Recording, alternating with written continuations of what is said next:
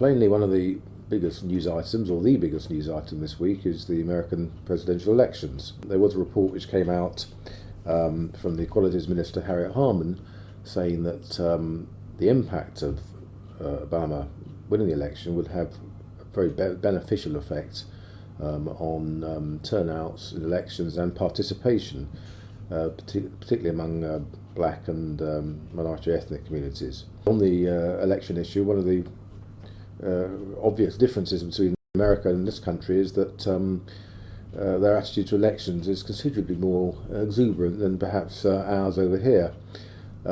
We have an article in MJ this week from Robert Hill, who used to be at number 10, pointing this exact issue out, and indeed White Man also has a few views on this.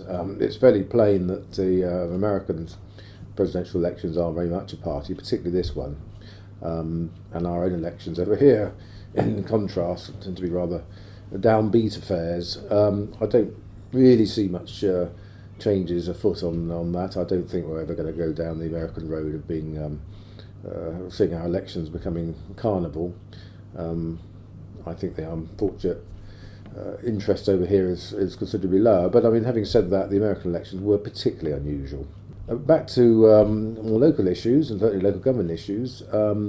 MJ's main story this week was a survey into the use by local authorities of external consultants, and particularly agency staff. Agency staff mainly for manual work, consultancy staff particularly for some quite high-level projects where they don't have their own expertise. The research was actually carried out by Unison, partly as part of its campaign over the pay issue, but some of the research was particularly interesting, and I think it does raise quite an issue, which is that plainly local government will always need external help, consultants, agency labour, but it does need to ask itself on a regular basis whether it's simply become dependent on them, or whether in fact it really needs to look at its own employment practices, and if it's got staffing issues or skills gaps that they need to be addressed. One of our other major stories this week has been an exclusive interview in an article in the MJ by Local Government Minister John Healey. One of his particular interests has been to widen out the experience that Whitehall officials get working in the front line.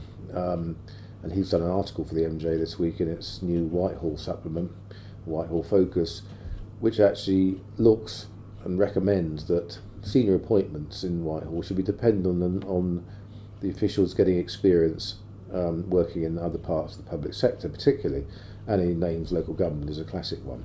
I think there's one other issue which came out early on in the week, got quite a lot of coverage in nationals, and that's a report which the Cabinet Office did on social mobility.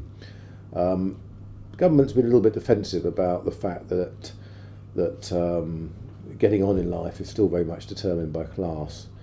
And there were some critical reports recently suggesting that in fact Britain was still very much one of the poorer performers among developed countries when it came to people being able to move out of their class backgrounds, if you like, and get on and up in life. The social mobility report suggests that there has been improvement, but it's nonetheless still an issue.